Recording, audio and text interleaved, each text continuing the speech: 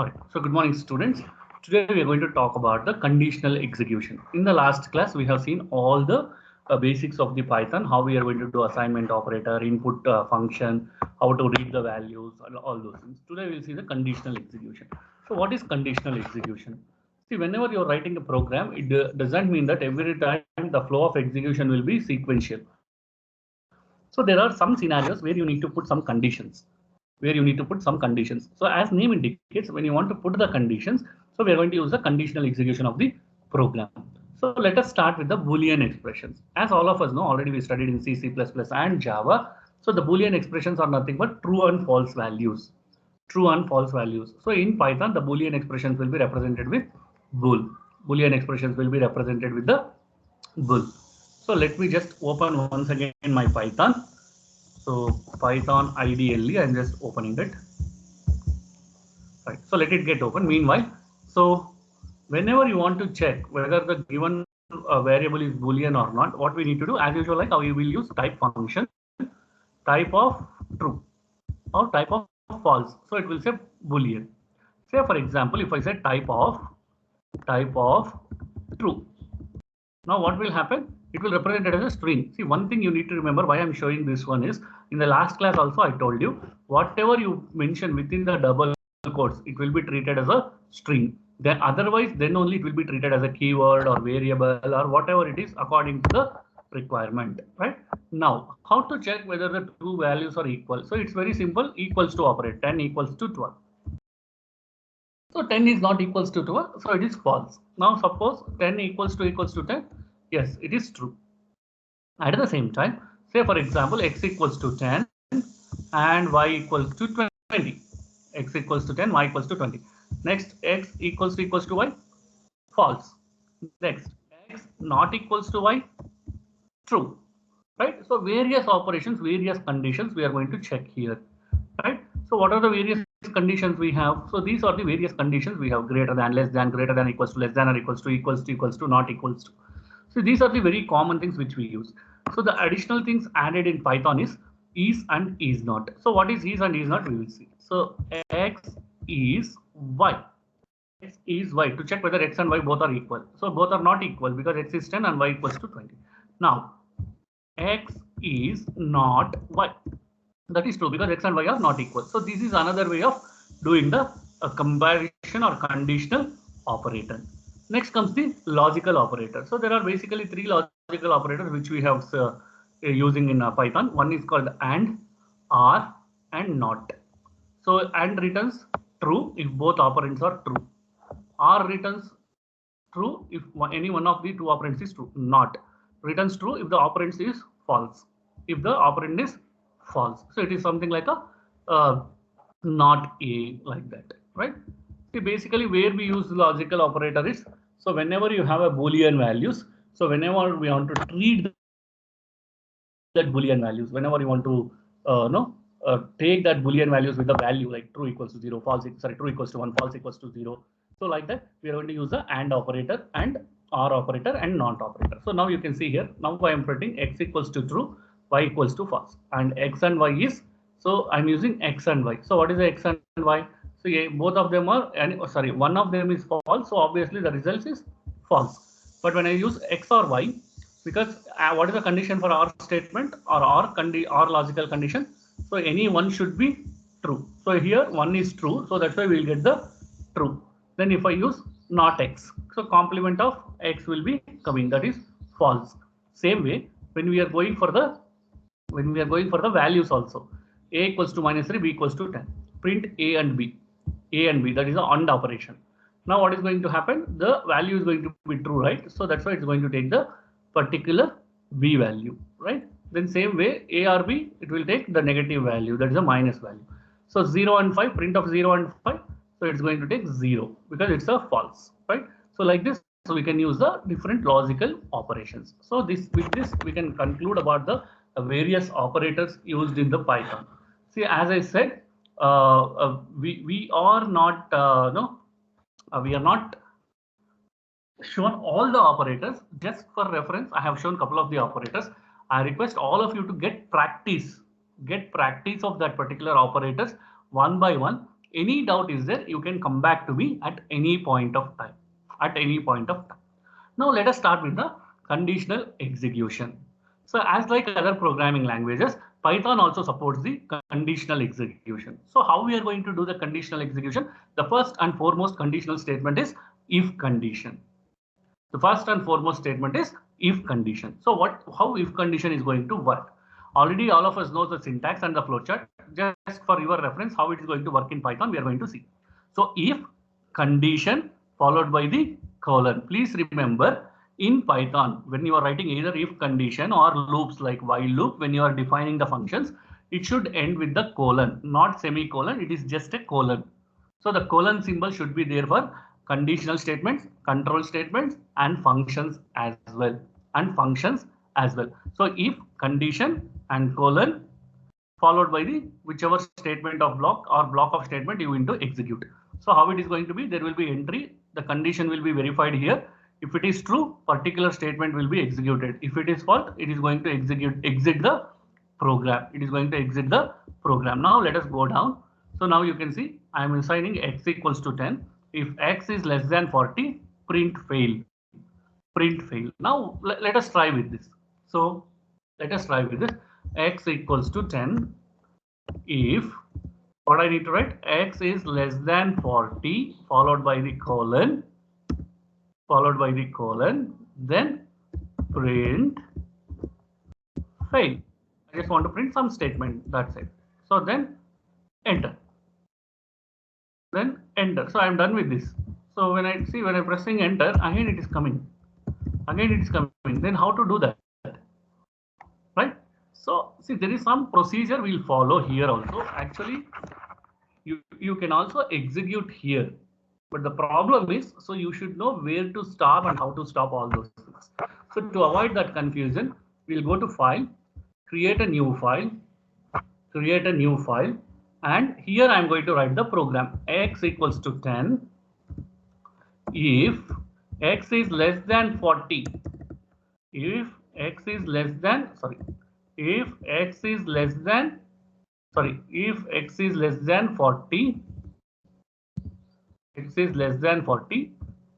print fail. So you will be wondering why sir is giving some space here. See, this is called indentation in Python, or indentation, not indentation, indentation in Python. See, Python is not like C and C++ and Java.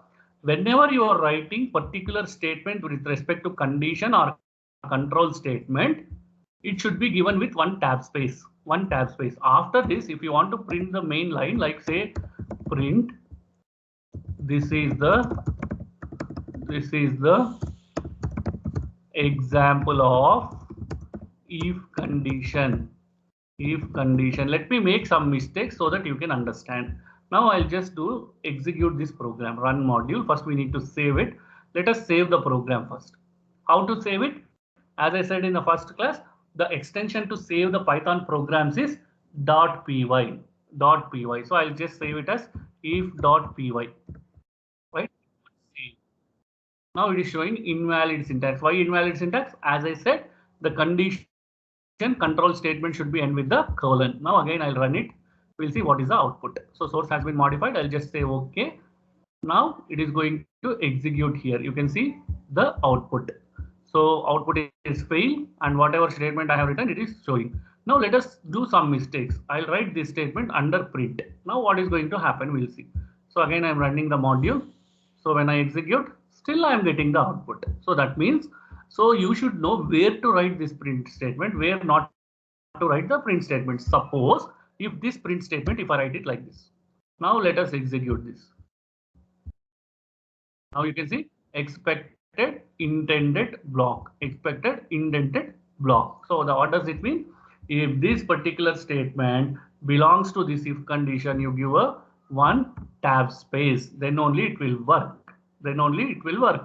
Because this print statement, if you write here also, it is working because it is treating this print statement as a main statement of the program, not belongs to if condition, main statement of the program. So that's why it is going to work like that. So just remember indentation problems. slowly when we practice one by one program, then you will understand what is this indentation problem, how it can be solved, how it can be solved. Hope now you understood what is or how we can write the if condition. Now let us take the if else condition. If else condition. So what is if else condition? The condition will come here. If it is true, one statement will execute. If it is false, another block of statement will be executed. Another block of statement will be executed, right? Now how to write that one? Same like if condition colon one block of statement, else colon one more block of statement, one more block of statement. What I will do is, just to save the time, I'll just copy this. So let me go to the Python editor now. So where we saved the program. So I'll just delete this. I'll paste it here. Now you see when I pasted, when I run this program, what is going to happen? We are going to get indentation errors. See, because this print statement belongs to if. So you need to give one tab space here. Then this print statement belongs to else. We need to give one tab space here. Now when I execute it, when I run this, now it has to run. We'll see. So it is asking for the enter X value. I'll enter it as 14. Now X is even, right? So how to write if else condition? First, if what is the condition you want to print, then followed by the colon. Whatever statement of block you want to execute, you execute it. Again followed by the else with the colon, and whatever block of statement you can do it. Now I'll also show you how to write else if conditions, right? So that is also very important. Not only if else conditions, we'll also should see about the nested conditions. You can have multiple if conditions, multiple else conditions, right? First we will see the multiple if conditions. So I'm just taking this example, then I'll explain there itself. So let me go to the editor. Let me paste it here. So marks we are reading from the user. Marks we are reading. Now you can see this is under if condition. I'm writing one more if condition. So for that we need to give tab space. And which print, this print statement belongs to which print if?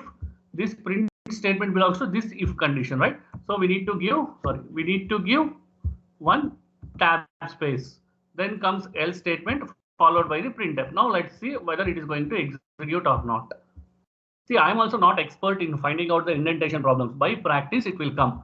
So don't worry how sir is doing and all. So by practice, you will get it. So when I execute this, now it is coming. So what I'm doing, I'm just entering the marks as 80. I'm just entering the marks as, so 80. Now what is the output? So no output. Why no output? What is the error? See what we are telling, if marks is greater than or equals to 60 and if marks is less than 670, so then first class, else it is a distinction. I should get the distinction, right? So why it's not coming? So now let us go back to the program and see what is the mistake we have done. So I have started here, I've started here, I've started here, but what is the problem we have done? What is the problem we have done? Is there any issue with this? Now let us see whether it will come. Let us execute once again. I'll just enter 80. Still, print is not working. So why print is not working? Right? So let us try once again. Let us give some more value, some other value. Let us make it as 65. So it is first class. This one is working, but why this one is not working? Now let us try something like this. Else. So this is the print statement. Now let us try this. Now I'll give again 80. See how we got it? So this is what called as basically indentation problems, because see this if they are working as a single if condition. So the else has to come here, not from here, right? So based on your program logic, you have to work. Otherwise, you will get the wrong outputs. So that is the reason I have shown you a couple of times how it is working, so that you can understand what is indentation problems. What is indentation problems, right? Now I think everyone is clear with this. Now let us go to the next. So how to use else if statements? That is also very important, right? So let us take this program and let us try with this. And I'll explain you how to use else if statements. So let us delete this. See, the moment you try copying the program, you need to be very careful how we are going to follow the indentations or indentations, right? So now what I'm doing here is, so let me just take this to avoid the no waste of time. I'm just taking and copying. So this should be here, and this should be here, and this else should be for this if, and this print should be after else. Then comes your else if. So this is correct. Else if is correct, and this if should be under else if, and this print should be here, and this else should be here, and then print, right? So how to use else if condition? It's not else if, here it is elif, here it is elif, and every statement should end with the colon. Not every statement, sorry, every condition, control and function should end with the colon. Now let us just run this program first. What is the output we are going to get? So it is asking gender. I'm just entering male, M. So age, I'm just entering 30. So boy eligible for marriage. What is this program? Now we'll try to understand the program. So this is the program. First we are taking gender as an input, and age as a input. So age is integer, that's why we are taking integer. Gender anyhow it is a no string value. We are taking string or character. Now what we are doing, first we are comparing the gender. If gender equals to M, that is male, and if age is greater than 21, then it is going to print this statement. Else what it will do? It will print boy is not eligible for marriage. I want one more condition for the female. What I need to do? I need to use elif. I need to use else if, that is elif. If elif gender equals to female and age is greater than 18, then she is eligible for the marriage. Now let us just execute once again. See, our intention is not to see the logic. What is our intention? Our intention is to see girl is not eligible for marriage because 16 years. Our intention is to see how to write elif statement. So when you have multiple conditions which you want to take it further, then you can use elif condition. If elif, right? So this is how else if will be written in the Python. So you can have multiple if conditions, you can have multiple else conditions, multiple elif conditions as well. So there is no restriction in that. There is no restriction in that. Now let us see the couple of chained conditionals. So how we can use the chained conditionals? So some programs required multiple conditions needs to be verified. Multiple conditions needs to be verified. They are called as chained conditions. 1, 2, 3, 4, 5, 6. So 10 conditions. How to do that? First we are going to have if condition and execute the block of code. Elif condition, block of code, elif condition up to n. And at the end there should be one else statement. At the end there should be one else statement. That's what we are mentioning. Condition 1, condition 2, condition 3, and up to condition n you can write, and should end with one else condition. So let us take an example before I'll show you the execution. Now see, marks, enter marks. So we are going to enter some marks. If marks is greater than or equals to 80, we are printing that first class with distinction. Else if, that is elif, marks is greater than or equals to 60 and less than 80, first class. Elif, one more elif, marks is greater than or equals to 50 and less than 60, second class. Elif, marks like greater than or equals to 15, less than 50, third class. And at the end, as I said, it should end with the else condition. So else, print fail, print fail. So when you have multiple conditions to check, then you can use elif condition, you can use elif statement, you can use elif statement. So that means, what does it mean? So when I have multiple conditions to verify, what I need to do? I can use elif as a statement to do that, right? So that is what we are doing here. Just copy this program. Just go to our editor. Just for your understanding, I'm just executing and showing it to you. So how to write it? If this print belongs to if condition, so elif will remains here. Then this print belongs to this one. Then this elif, this print belongs to this elif, and then this print belongs to this elif. Then at the end, what we need to have? We need to have the else condition. Where we need to have else? So here we need to have else. Then sorry, print fail. So what does it mean? He got failed. Now let me just execute this. Now it is asking for the marks. So let us check one by one condition how it's going to work. Let me give 80 first time. So 80 means first class with distinction, right? You can see here the first condition is executed. Now let us go to the run and I'll check only another two conditions. One is this one and one is this one. Let me just execute it and give marks as 55. See, it has taken second class. It has taken second class. So that means it will fall under this category. So like this, multiple elif conditions we can write. Now how to check the else condition? So I'll just say like 35. So third class, because so 35 to 50 is third class. Now let us execute once again to check the else condition. So I'll just give 20. So he got failed. So like this, why I'm showing multiple conditions is so how elif is going to work. So when you have multiple conditions to mention the chained condition, then you can use elif statement. Then you can use elif statement, right?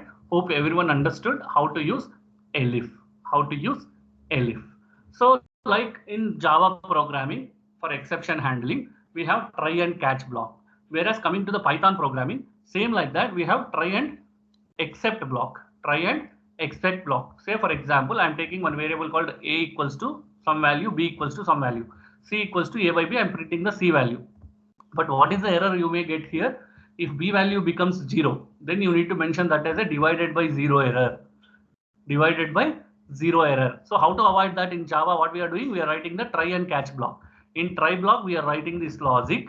In catch block, we are catching that error saying that division by 0 error. So same way in Python also, when you are doing the exception handling, you can see here. So we are taking I'll just copy this. Let me show you practically how it's going to work.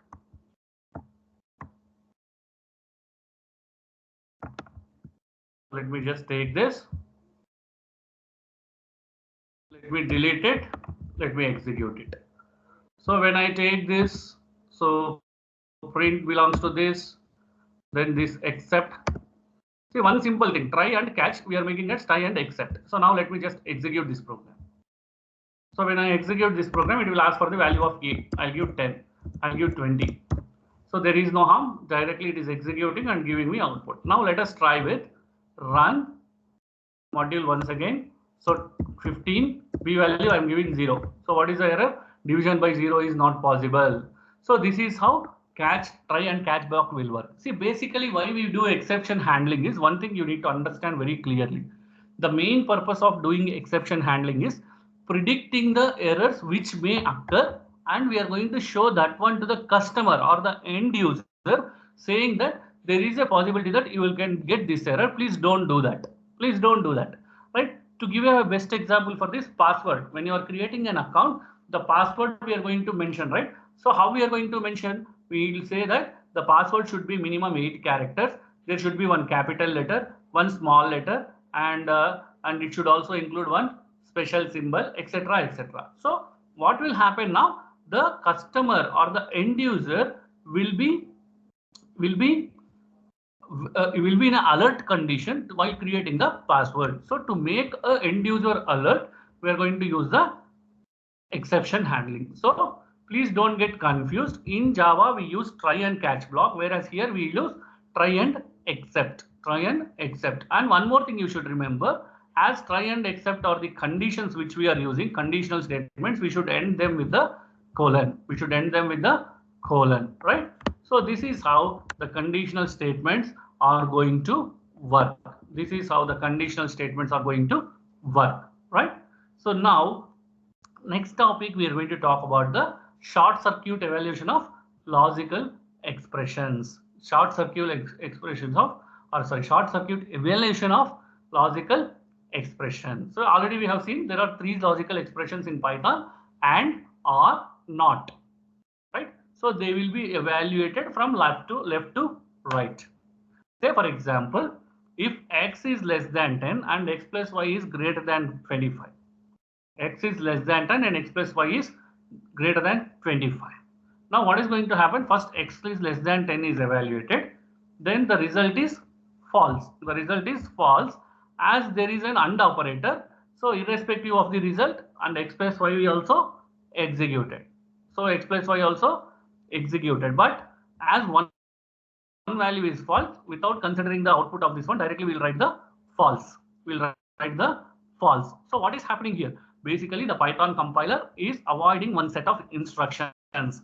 So this is known as short circuiting of the evaluation. Short circuiting of the evaluation. What is short circuiting? So usually what is short circuit? In our home, current flow is going properly.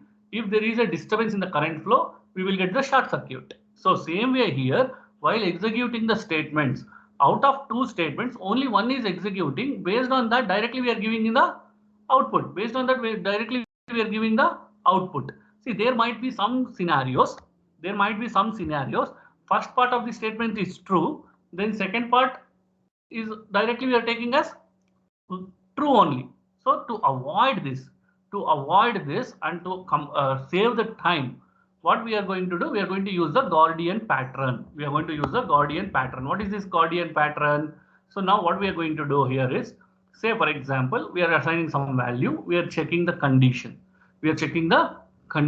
So while checking that, we are also going to check both the conditions. Like say for example, here in this example, when the statement x is greater than or equals to 10 and x by y is greater than 2, the first half of the logical operator expression itself false. Then applying short circuit rule, the remaining part was not executed. So because that is what we have seen in the short circuit condition. Whereas in this condition, so x is greater than or equals to 2. So the condition is true and x by y is greater than 2. So the first half is true and the second half is resulted in some error, some runtime error. So then what is the condition we are going to see? What is the condition we are going to get? So based on the first condition or based on the first statement, directly it will write the output. So there we are going to get the error. If I apply short circuit rule for this statement, I am going to get the error because there is a possibility that you will also get divided by 0 error here, division by 0 error here, right? So to avoid that, we are going to apply the Gordian patterns. Right? So what is Gordian pattern we are going to apply to evaluate that statement? Now you can see x is greater than or equals to 2 and y is not equals to 0. Then only we'll go for this. If y equals to 0, obviously we are going to end with the errors. So basically, the Gordian condition is nothing but the supporting condition which we are going to write to avoid the errors, to avoid the exceptions which we are going to get, right? So when it comes to debugging, we can observe very clearly based on the previous example. So there should be a concept of traceback. We need to have a concept of traceback. So what is traceback? So you can see here. So the traceback is a stack trace from point of error occurrence down to the call sequence till the point of the call. So we need to make sure that wherever error is occurring, we will try to rectify that error from the sequence of steps, and then we are going to further for the program.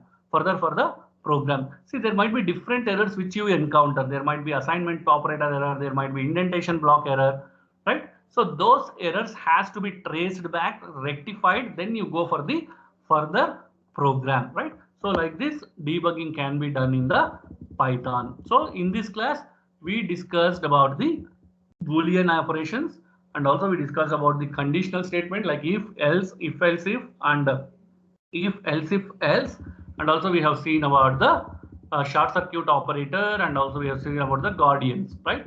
Now, we'll stop here. In the next class, we are going to finalize about the functions. So what is function, how to use functions in Python programming language, etc. Right? So thanks for joining class. So take care of yourself.